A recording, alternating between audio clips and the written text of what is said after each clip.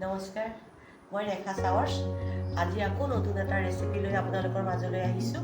আজি মই chilli chicken বনাবলৈ লৈছোঁ। কিদৰে বনাম আহকচোন অলপ চাওঁ। এয়া মই 600 গ্ৰাম চিকেন লৈছোঁ। প্ৰথমে মই ইয়াত নিমখ ঢালিম, বেছি নাই দিয়া, ব্লেক পেপাৰ ঢালিছোঁ, এয়া ৰেড চিলি পাউডাৰ অলপ ঢালিছোঁ, গৰম মছলা ঢালিছোঁ, ভিনেগাৰ দিছোঁ। ভিনেগাৰ 3 চামুচ 4 চামুচমান দিলে হৈ যাব। তাৰপিছতে মই অলপ এইটো চিকেন মছলা অলপ ঢালি দিছোঁ। এয়া মই কৰ্ণফ্লাৱাৰ 3 চামুচমান ঢালি দিম, 4 চামুচমান ঢালি দিম।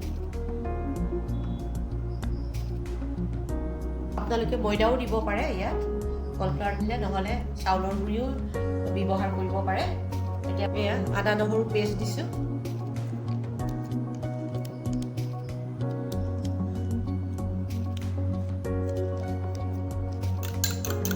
কণী ঢালিছোঁ।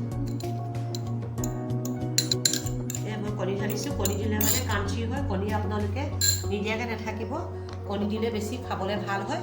এতিয়া মই এইখিনি ভালকৈ মেগনেট কৰি মানে মই আধা ঘণ্টামান ৰাখি দিম। এইখিনি বনলেছ চিকেন হয়, বেছি সময় নালাগে, সেইকাৰণে ভালকৈ মই এতিয়া এইখিনি মেগনেট কৰি পিনে আধা ঘণ্টামান মই ৰাখি দিম।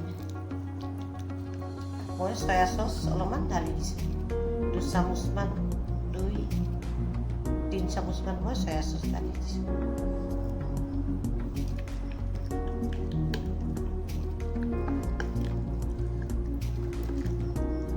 ভালকৈ মেগনেট কৰিব লাগিব, যিদৰে কৰিছোঁ সেইদৰে ভালদৰে মেগনেট কৰি পিনে কমেও আধা ঘণ্টামান ৰাখিব লাগিব। আপোনালোকেও আধা ঘণ্টামান ৰাখি দিব। এইদৰে কৰি মেগনেট কৰা হৈ গ'ল। এতিয়া মই এই আধা ঘণ্টাখিনি ৰাখি দিম। চিকেনখিনি মেগনেট কৰা আধা ঘণ্টা হৈ গৈছে। এতিয়া এইখিনি মই ফ্ৰাই কৰি ল'ম। ফ্ৰাই কৰাৰ পিছত এয়া কেপচিকাম আৰু এয়া পিঁয়াজ আৰু এইখিনি ভাজাৰ সময়ত দিব লাগিব। তাৰপিছতে এয়া কেঁচা জলকীয়া, আদা নহৰু মই এইখিনি খুন্দি ল'ম, আৰু বিলাহী এটা লৈছোঁ। কিদৰে মই বনাম আপোনালোকক দেখাই আছোঁ। এয়া তেল গৰম হৈ গ'ল। এয়া মই চিকেন দিছোঁ,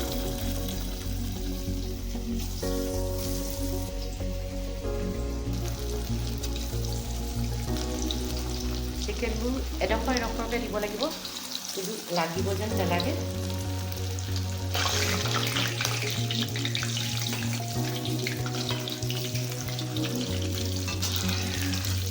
চিলি চিকেন বনোৱা কষ্ট আছে, সেইকাৰণে ৰেষ্টুৰেণ্টত মানে ইমান দাম কৰে।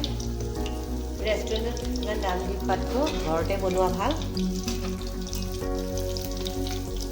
চব ইমান সুন্দৰকৈ হৈ গৈছে। অলপ উল্টা পাল্টা কৰি দিছোঁ, ৰবজা হৈছে, দেখিছে সুন্দৰ ৰবজা হৈছে। এয়া চিকেন ভজা হৈ গৈছে। চিকেনখিনি ভালদৰে ভাজি ল'লোঁ। এইদৰে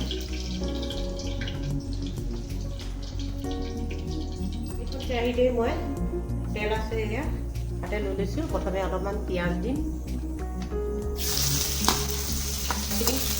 অলপ ৰঙা কৰি পিঁয়াজখিনি অলপমান ভাজি ল'ম। এই আদা নহৰু খুন্দি লৈছিলোঁ মই, আদা নহৰু দি দিছোঁ। এয়া কেপচিকামখিনি ঢালিছোঁ,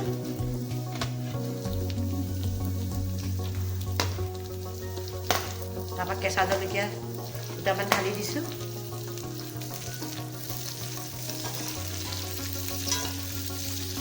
তাৰপৰা পিঁয়াজ, টমেটো এটা কাটি থৈ দিছোঁ, টমেটো এটা ঢালি দিছোঁ। পিঁয়াজ এইদৰে কাটি ৰাখিছোঁ।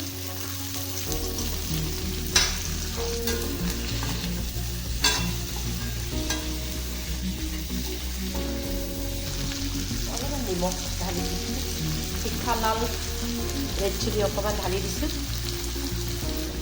টমেটো চচ অলপ ঢালি দিছোঁ, চয়া চচ অকণমান দিছোঁ,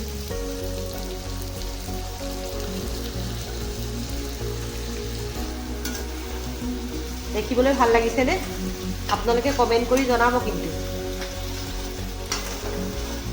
এয়া মই চিকেনখিনি ঢালি দিছোঁ চিকেনখিনি ফ্ৰাই কৰা চিকেনখিনি ঢালি দিছোঁ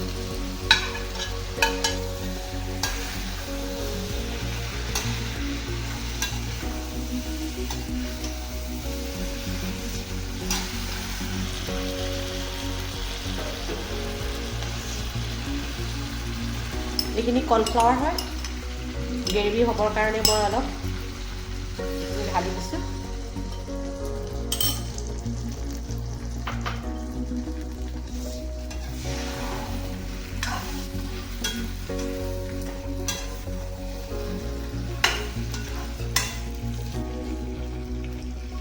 আপোনালোকে ঢাকনা নামাৰিব ঢাকনা মাৰিলে পানী ওলাই যাব সেইটো কাৰণে ঢাকনাটো নামাৰিব এয়া মোৰ চিলি চিকেন হৈ গৈছে ওপৰত অলপ ধনিয়া পাতা দি দিছোঁ চেণ্টৰ কাৰণে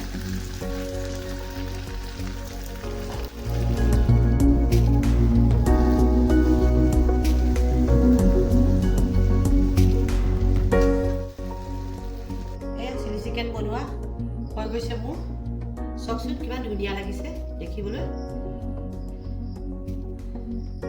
আপোনালোকেও এইদৰে বনাই খাব পাৰে তো আজিলৈ আহোঁ পুনৰ আকৌ নতুন ভিডিঅ' লৈ আপোনালোকৰ আগত হাজিৰ হ'ম নমস্কাৰ